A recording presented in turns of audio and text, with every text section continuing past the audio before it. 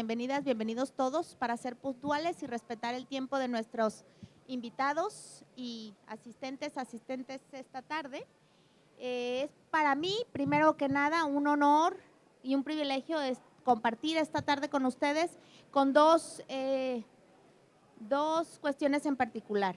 Pues acompañar a nuestros panelistas y también pues darle la bienvenida al mundo literario a este libro que se denomina América Latina entre avances y retrocesos.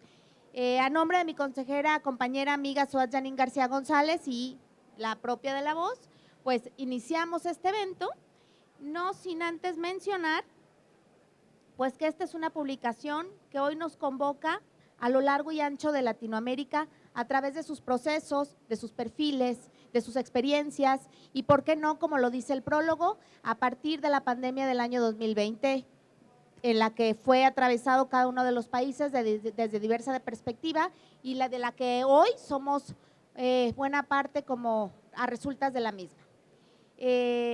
Sin más, voy a presentar a nuestro panelista. En esta ocasión vamos a empezar por Adriana. Ella es nuestra invitada de esta tarde y es licenciada en Derecho, maestra en Administración Pública, titulada con mención honorífica y es doctorante en Administración Pública. Se ha desempeñado como consejera electoral en órgano desconcentrado local y colabora en diversos medios de comunicación nacionales e internacionales. Y desde 2021 es asesora legislativa en el Senado de la República. Ella es una de nuestras estrellas esta tarde, pero también nos acompaña pues el autor, el compilador. En esta tarde está con nosotros Luis Miguel Santibáñez Suárez, maestro en gobernanza, marketing político y comunicación estratégica, y se ha desarrollado en el campo de la ciencia política, procesos electorales y comunicación. Entre el año 2017 y 2021 se desempeñó como secretario ejecutivo del organismo público local electoral en Oaxaca. Es coordinador para México y Centroamérica de Transparencia Electoral, así como jefe de misión para las elecciones parlamentarias de Estonia y generales de Guatemala de 2023. Participa en diversos medios de comunicación y es autor del libro Participación Política de las Comunidades Migrantes. Nuevamente, en nombre del Instituto Electoral, agradecemos las presentes participaciones en esta publicación y pues que añadan su visión, su punto de vista experta en torno a los esfuerzos plasmados dentro de este libro que nos permitirá tener un mejor entendimiento de los desafíos democráticos a los que nos enfrentamos día a día como nación integrante de América Latina. Bien, sin más preámbulo, les explico, contamos con 10 minutos para cada intervención, al final de la misma 15 minutos para cada intervención aproximadamente y al final de la misma cederemos el uso de la voz a las y los presentes asistentes por si quisieran hacer algún comentario, duda, observación o señalamiento pertinente al tema. Sin más y sin más robarme el uso de la voz, voy a ceder el uso de la voz a Adriana Porras para que por favor nos comparta sus comentarios. Bienvenida, Adriana. Muchísimas gracias, consejera. Muy buenas tardes a todas y a todos. Es para mí un honor estar aquí con ustedes. Agradezco la invitación del maestro Luis Santibáñez y de la consejera Silvia Bustos. Es un tema importantísimo el día de hoy presentar el libro América Latina entre avances y retrocesos de la democracia. Hay que estar conscientes de dónde estamos parados en México y el nivel de democracia que tenemos en la actualidad. El libro aborda 20 artículos principalmente que se enfocan en analizar la democracia en los países de América Latina y el impacto que ha tenido hasta ahora, así como el COVID en las elecciones y los retrocesos que estamos viviendo y los avances. En América Latina y en el mundo es importante destacar que ya no estamos viviendo plenamente en democracias en su general. El 72% de los países y de la población a nivel mundial vivimos en autocracias. ¿Qué es eso? La autocracia es el gobierno de una sola persona o de una sola institución. El riesgo de perder la democracia es grave. ¿Por qué? Porque en 35 países en el mundo y en Latinoamérica se está perdiendo la libertad de expresión y además de eso el sistema electoral está siendo dañado o corre riesgo por esta cuestión. Pero no solamente es eso del tema democrático, sino que también es un tema de economía internacional. Las empresas, las inversiones y demás, ¿qué hacen? Se van a los países autocráticos porque les funciona más y están dejando a las democracias. En este caso, en 1998 la inversión extranjera en las democracias era aproximadamente del 74% y en la actualidad es el 46%. En poco tiempo hemos reducido de manera drástica en materia de comercio internacional también. ¿Por qué? Porque el PIB internacional representa, por ejemplo, la superpotencia China y entre otros países de América Latina, Guatemala, Bolivia, Venezuela, Argentina, entre otros, el 46% del PIB en la economía a nivel mundial. Entonces hay que ver qué está pasando con la confianza ciudadana, porque el riesgo está en esto, en ir alejándonos de la democracia, de los sistemas electorales, y el libro nos menciona justamente eso, volver a dar la confianza a la población, que su voto sea válido, que los sistemas electorales tengan la confianza de la ciudadanía, y el gobierno abierto de volverlos es ciudadanizar a la población, es decir, volverlas partes de los ciclos de política pública en general de este momento. En una democracia es indispensable y primordial que la población tenga el conocimiento de que su voto es válido. Por ejemplo, la gente cree que con el hecho de ir el día de las elecciones y emitir su voto ya cumplió con sus derechos y obligaciones ciudadanos, pero eso no es así. ¿Qué nos dice el artículo 39 constitucional sobre la soberanía popular? Nos dice: la soberanía es inalienable e imprescriptible y el pueblo tiene en todo momento la posibilidad de incluso cambiar el régimen democrático. Pero la gente no participa porque cada vez confía menos en las instituciones. Y en esto se enfoca principalmente los órganos electorales, transparencia electoral, para fortalecer con valores democráticos a la población y que otra vez nos encaucemos en ello. En el ámbito donde me desempeño como asesora en el Senado de la República, en el Congreso de la Unión, donde participa la población, es en las iniciativas ciudadanas que nos compete el artículo 71 constitucional. Pero si nos ponemos a analizar qué necesitamos para presentar una iniciativa ciudadana, nos dice 0.13% de la lista nominal. La población en México somos 128 millones de personas, de las cuales el 97 millones estamos en la lista nominal. Ahora ustedes, ¿cuánto es el 0.13% de la lista nominal? Realmente solamente las personas, organizaciones que tienen recursos humanos, materiales, técnicos, operativos pueden acceder a promover una iniciativa ciudadana, pero el ciudadano común realmente no lo puede hacer. Entonces ahí está en riesgo la democracia, porque el gobierno abierto en el poder ejecutivo, en el poder legislativo y en el judicial debe ser asequible y darnos a la población mecanismos accesibles y también apoyarse ¿de qué? De las nuevas tecnologías de información digital.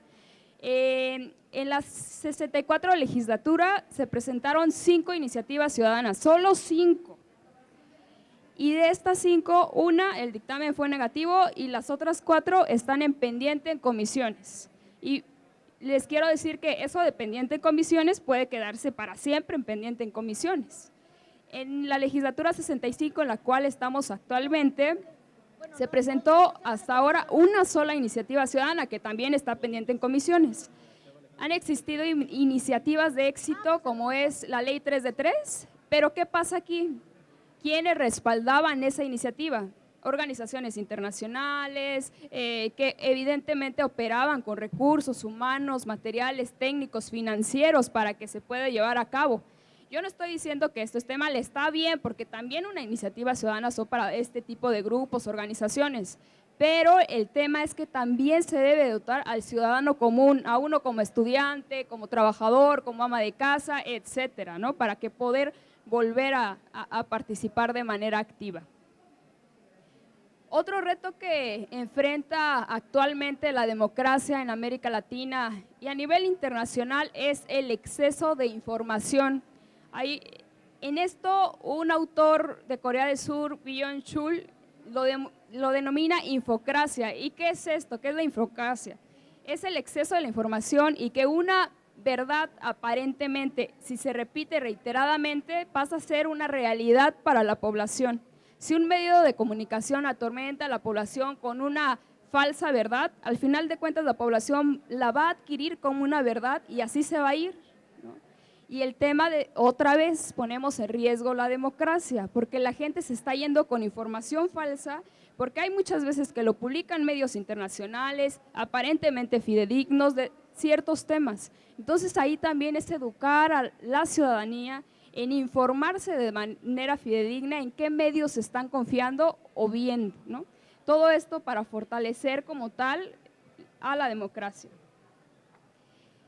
Otro tema relevante y que nos atañe de manera particular a las mujeres, nos dice el libro que en Guatemala es uno de los países más conservadores en América Latina, donde no se permite como tal la participación plena de las mujeres en materia política. Yo les quiero decir que hay que reflexionar y también poner a analizar México y Guatemala.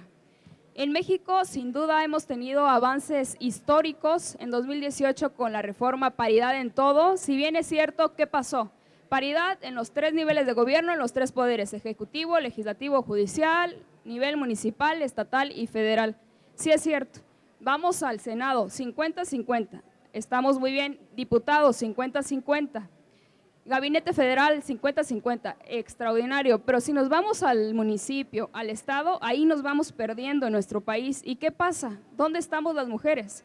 Pero todavía, si nos vamos a analizar si en verdad tenemos una participación activa las mujeres en la toma de decisiones, podemos analizar cualquier secretaría de Estado y nos damos cuenta que la secretaria, si bien es cierto, es mujer, y lo aplaudo y lo felicito y hay que seguir trabajando, pero si nos vamos a ver quién es el subsecretario, regularmente es hombre, jefe de unidad, hombre, director general, hombre. ¿Dónde volvemos a tener participación las mujeres? Volvemos a tener participación abajo, jefas de enlace, jefas de departamento. ¿Y qué hacemos las mujeres? Pues la chamba, digo, eso en su mayoría, ¿verdad? En su mayoría. Pero bueno, a lo que voy es que hay que luchar todavía en materia de participación política de las mujeres porque estamos en un avance histórico, pero hay autores que nos dicen faltan 130 años para llegar efectivamente a la igualdad sustantiva. Y Elvia Carrillo nos decía, la lucha es generacional y hay que seguir trabajando en la materia de participación política de las mujeres. No solo en Guatemala, que todavía no hemos llegado a la paridad, sino en México también. Vamos más adelante, pero nos falta todavía. En 1955 se reconoció el derecho al voto de las mujeres, pero tuvieron que pasar 25 años aproximadamente para que Griselda Álvarez en Colima fuera la primer gobernadora. Y en el 2022 tuvimos 9 gobernadoras gobernando de manera simultánea como hasta ahora. Y en la historia de México hemos tenido 15 gobernadoras y posiblemente tendremos a la primera mujer presidenta del país. Este es un avance histórico a nivel América Latina, pero tenemos que seguir trabajando, como les menciono, en la participación activa y que de verdad las mujeres tomamos parte y tengamos en la toma de decisiones, no solamente en el papel y que sea ley muerta, o aunque estén ciertas mujeres en el poder, pero que de verdad influyamos de manera efectiva. Otra cuestión es el libro ya al final nos aborda el tema de gobierno abierto. El gobierno abierto es en el poder ejecutivo, legislativo y judicial el hecho de poder participar de manera activa y con mecanismos asequibles. Ahorita tenemos las nuevas tecnologías de información digital que nos permiten participar de manera íntegra y fácil, por decirlo así, pero debemos de tomar el papel de la ciudadanía y decir quiero participar a través de los medios, alzar la voz, como lo comentaba, no dejarnos con, bueno, ya voté el día de las elecciones, cedo mi soberanía, mi legitimidad a los representantes y ahí termina, no, hay que seguir, ¿no? Porque si no también ahí el problema es de la ciudadanía, no solo de las y los representantes, porque los representantes también, ¿qué dicen en su mayoría? Bueno, yo ya tengo la legitimidad para gobernar a favor de otros y toman sus decisiones a veces personales y no de una ideología en concreto como fueron electos. Entonces, ¿pero por qué? Porque la ciudadanía no dice nada, la ciudadanía está sentadita, pero también el gobierno tiene que hacer asequibles, pero también la ciudadanía participar y ejercer los mecanismos legales para poder hacerlo en concreto. Bueno, pues eso es todo, muchas gracias. Gracias, Adriana. No, pues no, eso es todo, eso es mucho lo que nos acabas de decir. Muchas gracias por esta radiografía tan analítica del libro, pero que a su vez sabes muy bien la reflejar en la realidad de América Latina y de pues uno que otro país que efectivamente en lugar de avanzar a la democracia, pues vamos hacia la autocracia. Y la mucha participación política que falta de las mujeres, pero también en general de la ciudadanía, porque ahí es donde me parece que está el secreto, que ya te lo preguntaré más adelante en el espacio correspondiente, pero por lo pronto muchas gracias, Adriana. Gracias. Y entonces pues ya le toca el uso de la voz al señor Santibáñez.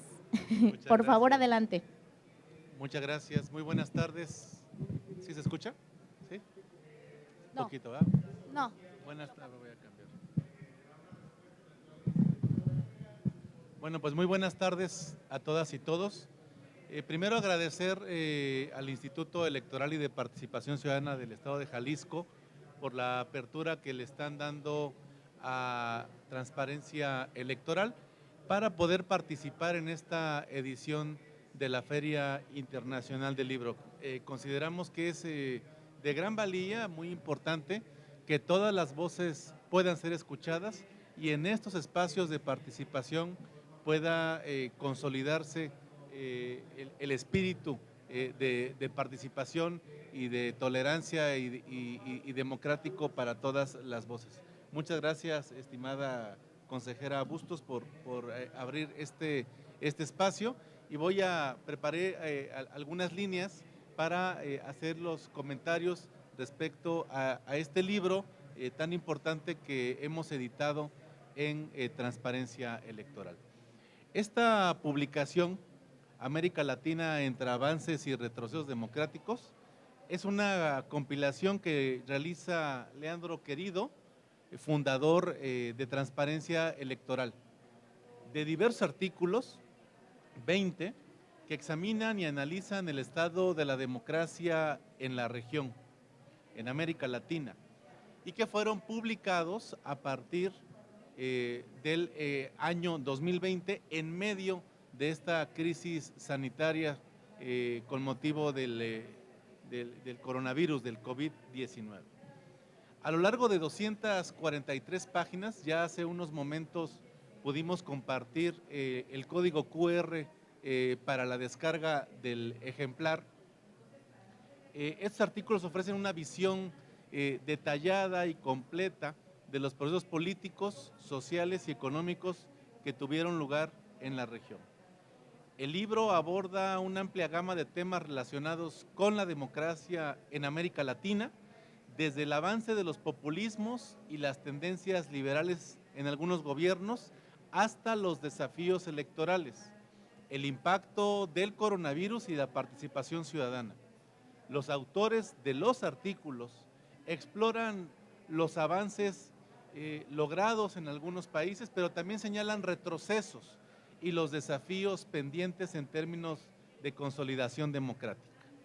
En los diferentes capítulos del libro se examina la situación en países como Argentina, Bolivia, Chile, Cuba, Guatemala, Perú, México y Venezuela. Cada artículo ofrece un análisis exhaustivo y riguroso de la realidad política y social en cada uno de nuestros países, destacando los logros alcanzados en términos de democracia y los desafíos que aún persisten. Sobre Argentina, por ejemplo, se discuten tanto los avances como los retrocesos que ha experimentado en los últimos años. Se menciona que Argentina ha enfrentado crisis institucionales graves en el pasado, pero ha logrado mantenerse firme y se destaca por haberlas superado. Se hace referencia recordemos que este libro fue editado en 2021 con información 2020, todavía no atiende este fenómeno de Javier Milei, pero nos va a servir para podernos explicar qué es lo que pasa respecto a la elección de ahora de 2023. Hace referencia al presidente Mauricio Macri, quien en 2015 propuso una reforma del Estado con el objetivo de fortalecer las instituciones republicanas y reducir el poder de los grupos prebendados. Sin embargo, en el propio libro se señala que su proyecto tuvo errores en su ejecución y no logró superar la oposición frontal del justicialismo, es decir, el partido político que se encuentra en este momento gobernando en Argentina con el presidente Fernández. Este partido, el justicialismo, se unió para defender sus privilegios estatales. Ya más tarde, en las elecciones de 2019, el justicialismo organizó eficientemente su movilización electoral y recuperó el gobierno, llevando a Alberto Fernández a la presidencia y a Cristina Fernández a la vicepresidencia. Fernández, por ejemplo, propuso una reducción de los enfrentamientos y un retorno a los buenos usos republicanos, buscando así una mayor estabilidad y fortalecimiento de la democracia en ese país. El documento también plantea la importancia de promover medidas que fomenten la rendición de cuentas, la representación de la oposición, la independencia judicial y la democracia interna de los partidos políticos. Hoy en día, en este año 2023, a 40 años de la llegada de la democracia con el presidente Alfonsín, triunfa Javier Milei, un diputado nacional que construye su narrativa a partir del rompimiento de los privilegios de las castas, de estos grupos de poder que presume han llevado a este país a la ruina. Sobre México, por ejemplo, se analiza la situación democrática del país durante el año 2020.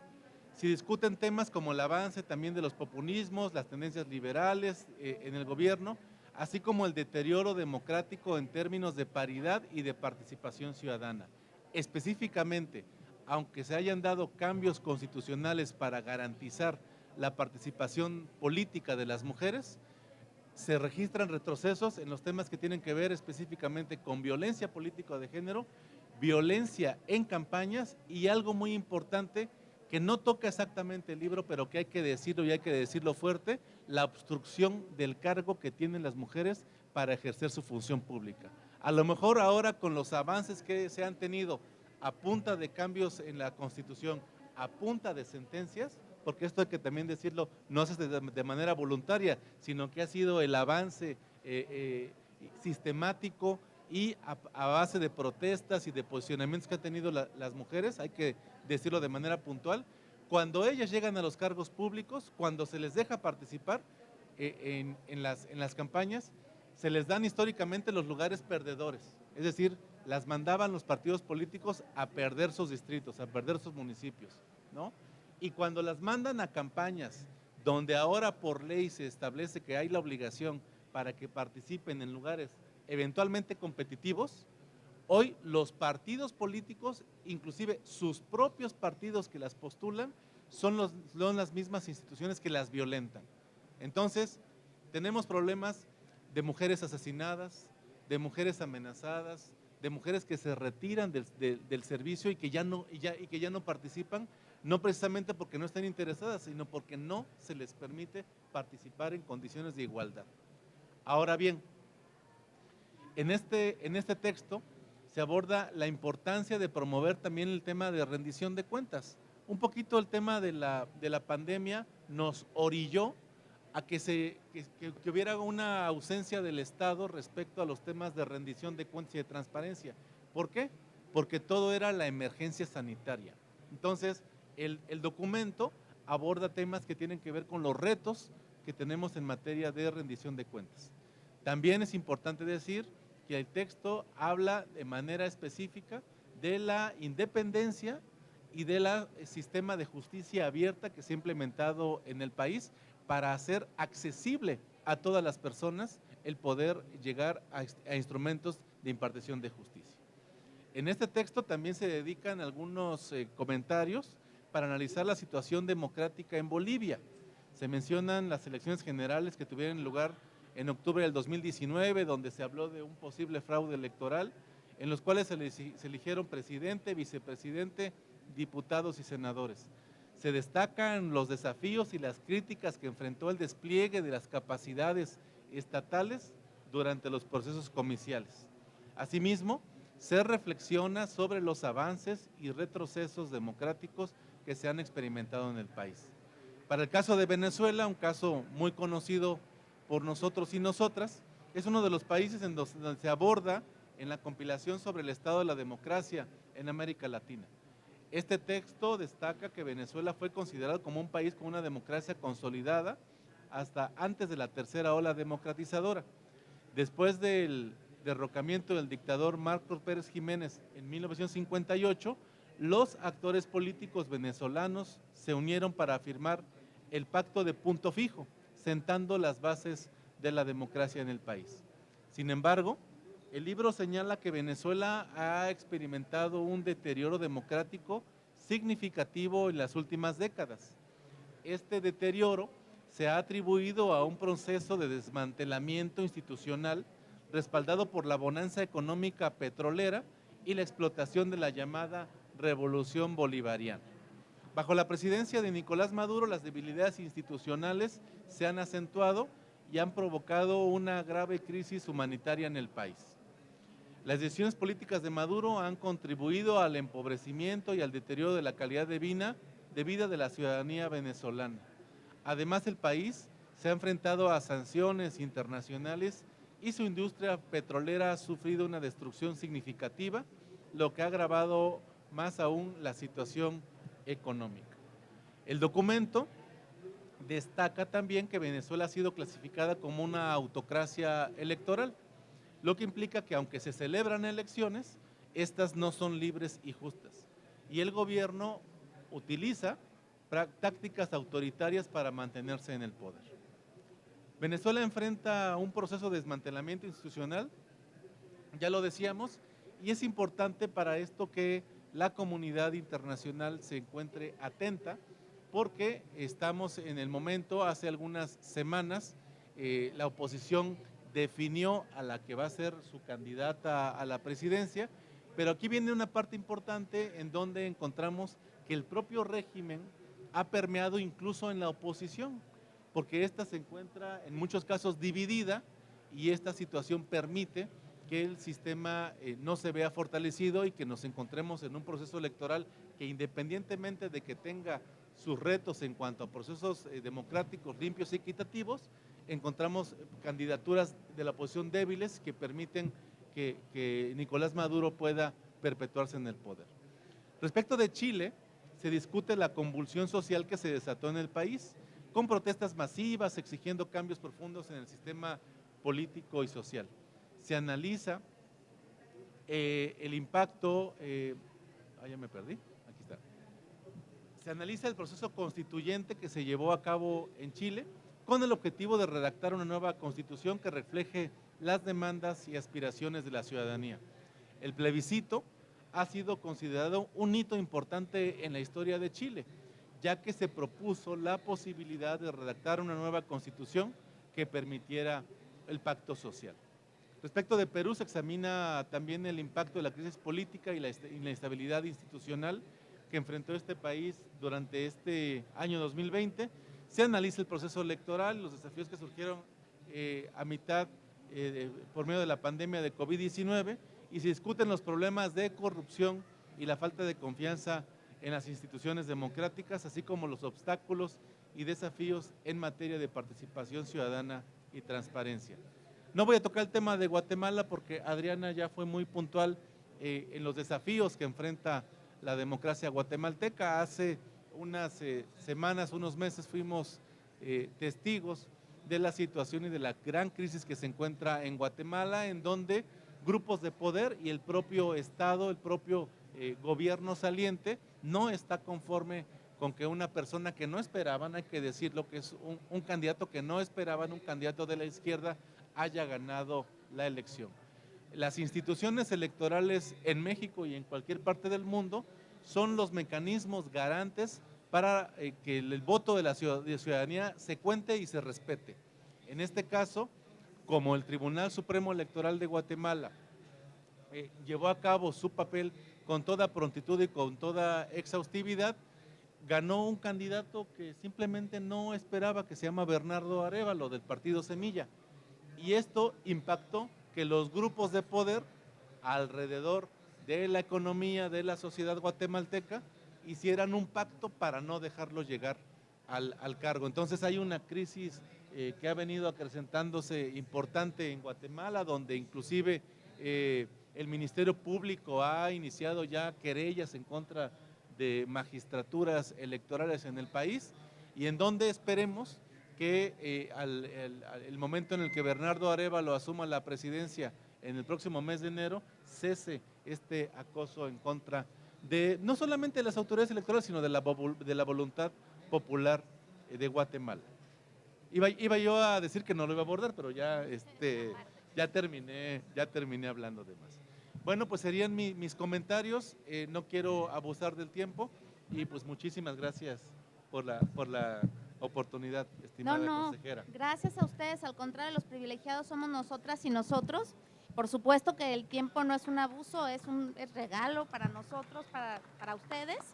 Y entonces, pues pasaríamos a este pequeñito espacio de preguntas y respuestas, o posicionamientos, observaciones o alguna otra cuestión que nos quisieran compartir o señalar al respecto de parte del público presente o de nuestros panelistas también así. ¿Alguien tuviera algún comentario, observación pertinente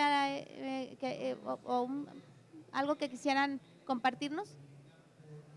Adelante, por favor.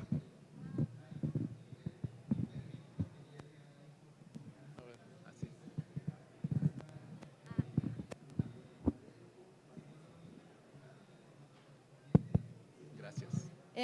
Bueno, yo más que una pregunta tengo un comentario.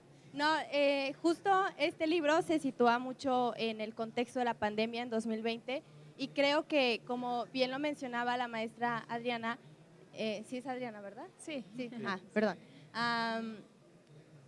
Con la pandemia también cambió la manera en que, en general, yo pienso que a partir de 2013 el papel de las redes sociales ha sido súper fundamental para sí la democratización de la información, pero también justo lo que usted comentaba de la manera en la que se ha viciado tanto esta información y de pronto tenemos una sobresaturación, y creo que además de cuestionar el papel de los medios y la manera en la que a partir de la pandemia también muchísimas redes sociales como TikTok e Instagram se ha posicionado mucho más fuerte, creo que también es importante cuestionar y regular los algoritmos de las redes sociales, porque forman un papel fundamental para manipular a las personas, porque los mismos algoritmos funcionan para que si tú tienes una postura, por ejemplo, de derecha, toda la información que tú vas a estar recibiendo es una cámara de eco, y entonces tú crees que así funciona la sociedad porque es lo que constantemente te están bombardeando,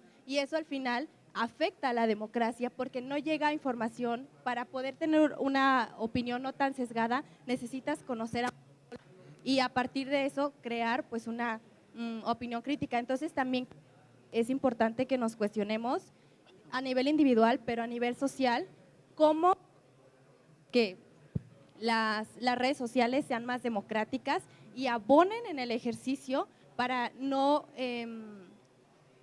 pues sí, o sea, no, ahí se me fue la palabra, no manipular, sino que verdaderamente informar y democratizar la información para que no sea una cámara de eco, y ya. Excelente. Sí, gracias. Muy bien, sí, como lo comentas, ¿cómo te llamas? Valeria, como lo comenta Valeria, y muy atinado su comentario. El exceso de información pasa a lo que es en el derecho. En el derecho hay 3 tipos de verdades: la verdadera verdad, lo que en realidad pasó, la verdad jurídica y la verdad de las partes, ¿no? Los abogados son astutos y tratan de decir sus argumentos para convencer al juez. Entonces, ellos, para atinarle a su parte, ¿no? Pero la realidad es que esa verdad es manipulable, justo como lo comentas. O sea, cada quien va a tener su propia verdad, y eso pasa en la democracia y en los medios de comunicación justo. Se ha intentado regular, en el Senado de la República hay una iniciativa de las redes sociales, pero imagínense cuánto interés hay en ello, ¿no? O sea, realmente el hecho de meterse con esas empresas de gran calado, imagínense, TikTok, Facebook, Instagram, etcétera, pues realmente es un tema muy sensible, pero yo creo que ahí estamos nosotros, nosotras y nosotros, ¿no? En el hecho de ser críticos, como lo mencionas, analizar la información, porque yo creo que incluso ahorita con la inteligencia artificial y demás, no, se está viniendo demasiado ya. Imitan voces, imágenes, videos, o sea, hay personas, hay cosas, audios que dices, ay, no, es que es realidad porque es su voz, o está completa la persona, están moviéndose, pero en realidad es la inteligencia artificial, ¿no? Pues sí, es un hecho que a mi consideración, pues queda en nosotros como ciudadanas y ciudadanos, porque yo creo que en algún momento tal vez sí se van a poder regular las redes, pero debe pasar mínimo, no sé, unos 20 años, porque ahorita está muy complejo. Y otra cosa es que estamos encaminados en nuestro país en los mecanismos de participación ciudadana. Apenas tuvimos la consulta popular, revocación de mandato, cosas que en países como en Chile desde 1988 ellos están, y el tema de la Constitución y demás, ¿no? Tienen un avance brutal, pero bueno, nosotros vamos caminando hacia ello. Sí. Yo quisiera comentar lo que se habla del tema de regulación de redes sociales, decir que es una parte muy delicada que requiere un análisis profundo, porque esta posible regulación de contenidos eventualmente puede también coartar libertades, ¿no? Entonces hay que revisar. Yo creo que es muy importante que podamos mantener los contenidos abiertos, y creo yo que el Estado, creo yo que desde nuestros hogares debemos nosotros de generar mecanismos en la formación de los menores, en la formación de las infancias, para ir revisando los contenidos a los que tienen acceso. No es permisible que tengamos niños cantando, que se saben mejor canciones de Peso Pluma que el himno nacional, por decir un ejemplo, ¿no?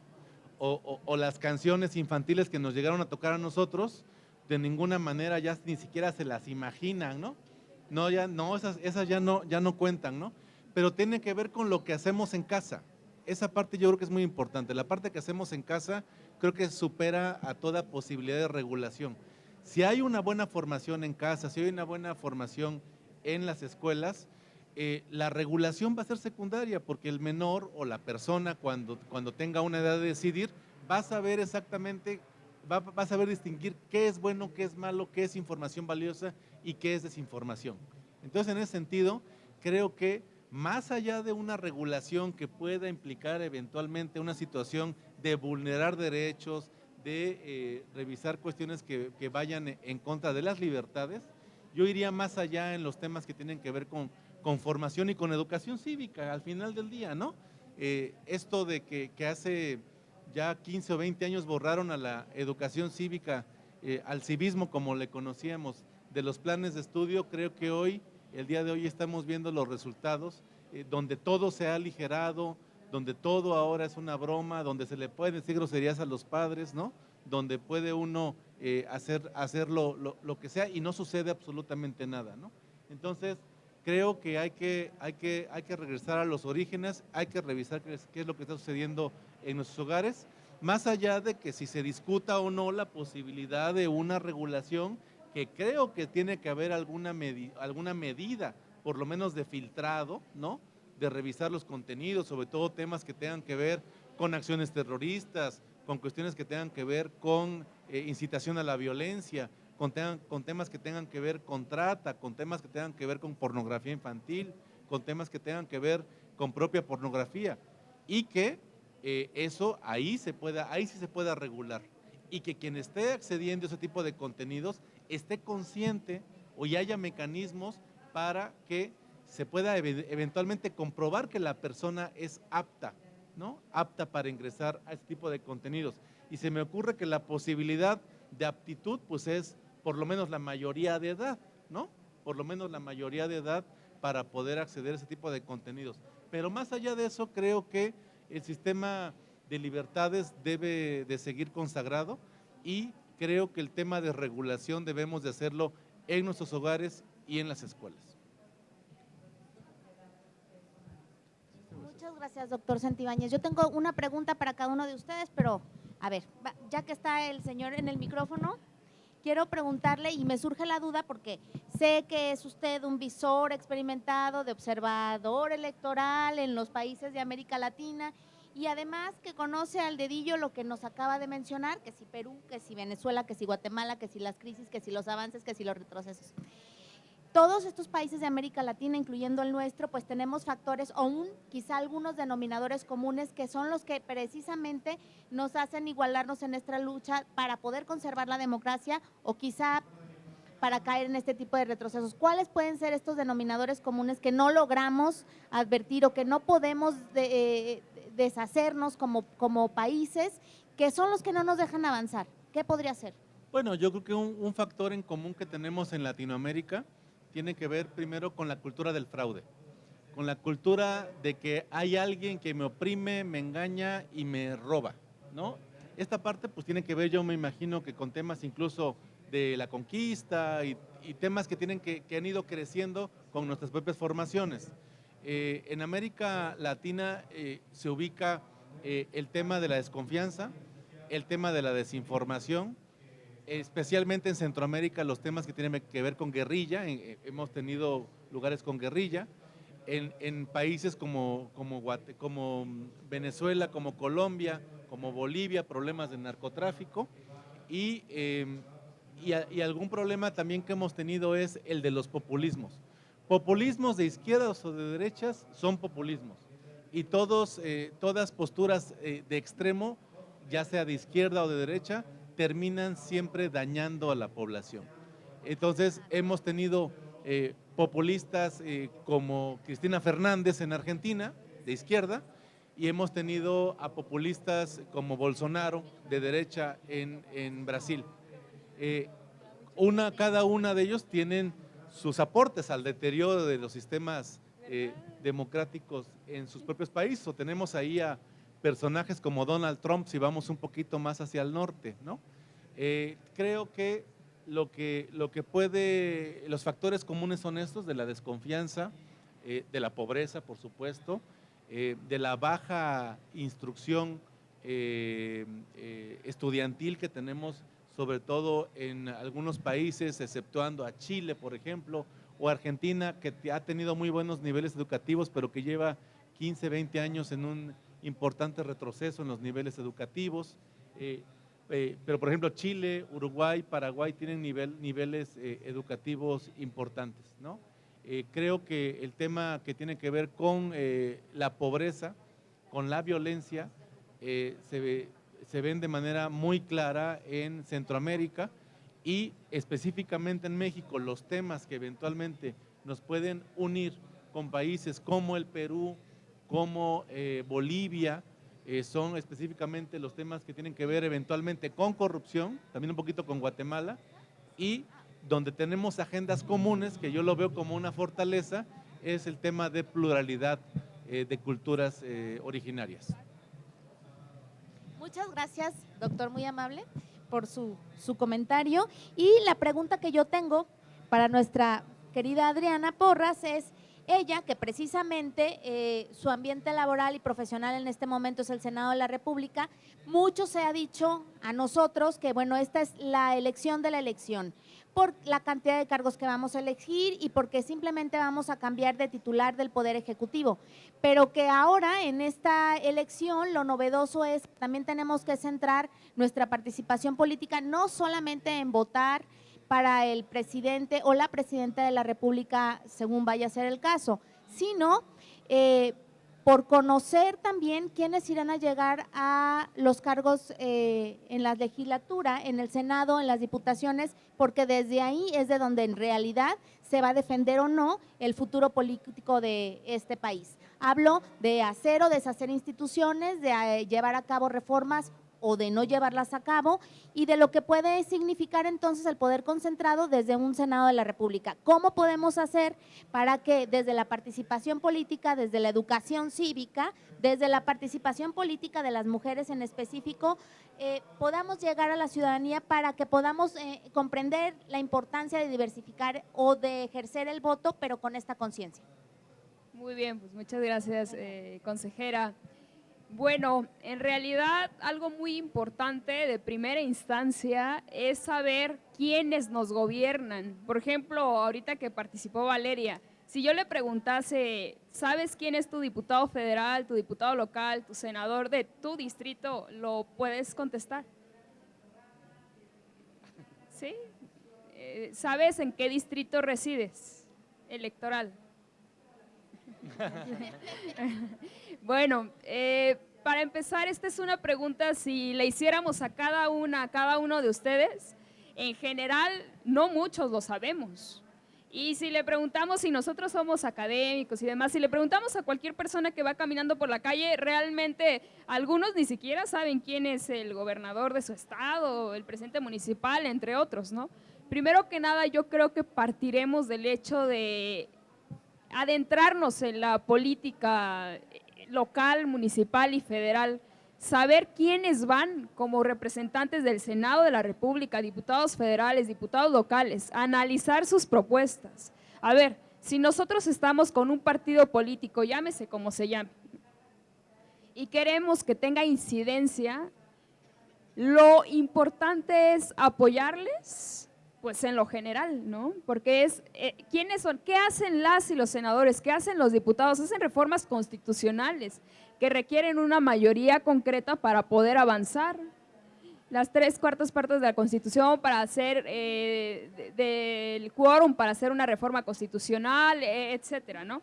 Pero para que nosotros podamos incidir en ello, pues hay que votar por un proyecto político que nosotros queramos y que puedan tener una mayoría para poder alcanzar. Porque realmente también es el hecho de los consensos en la Cámara y para que avance un tema, sí, claro, deben de varios partidos políticos y lo hemos visto en el gobierno actual, ¿no? Pero al final de cuentas, aparte de conocer quiénes son nuestros representantes, saber por quiénes vamos a votar y por qué vamos a votar por ellos, es importante que apoyemos a un proyecto que tengamos en mente y en todo, ¿no? Ir con las y los senadores, las y los diputados, exigirles que vayan a nuestros distritos, que caminen, que nos apoyen en las gestiones pertinentes. Porque otra cosa es que con el hecho de no saber qué hacen las y los diputados, las y los senadores, vienen y nos engañan muchas veces y nos dicen, a ver, yo les voy a construir una universidad, por poner un ejemplo, cuando la función de un legislador no es esa. Realmente la función de un legislador es legislar, punto. Que sean gestores en ciertos temas, pues ese es un tema aparte y bueno, se les agradece, pero su función principal es legislar. Entonces hay que tomar primero en cuenta qué van a hacer los senadores, las y los diputados y a partir de ello apoyar un proyecto de inicio y continuarlo, ¿no? Pero yo considero que para que la ciudadanía formemos parte e incidir, por ejemplo, ahorita en el Senado, en la Cámara de Diputados, hay foros de Parlamento abierto y demás, entonces nosotros participar, y es algo que mucha gente no lo sabe. O sea, nosotros como ciudadanos podemos ir y exigir, porque es un derecho ciudadano, a las y los representantes que nos atiendan en un foro público y que en ese foro público nos atiendan las demandas, nuestras dudas, entre otras cosas. Pero en las próximas elecciones, pues eso yo diría, ¿no? O sea, para tener una incidencia directa es irnos con un proyecto, considerar que requiere mayoría para que pueda avanzar un tema en el Congreso de la Unión y también conocer a nuestros legisladores y exigirles, porque muchas veces, ¿por qué no sabemos la mayoría quiénes son nuestros senadores o nuestros diputados? Porque ganan y ya, se desaparecen. Lastimosamente, no voy a decir que todos, pero muchos hacen eso. Entonces decimos, ay sí, mi senador o mi representante, mi senadora, pero realmente ¿qué han hecho por nuestro estado, no? Entonces, pero también, como ya lo mencionaba, es un tema de nosotros, es un problema ciudadano, que de repente decimos, ah, bueno, yo ya voté, ya te di mi soberanía, decía Thomas Hobbes en el Leviatán, ¿no? El ciudadano otorga su soberanía a este monstruo que es el Estado y ahí ya se queda.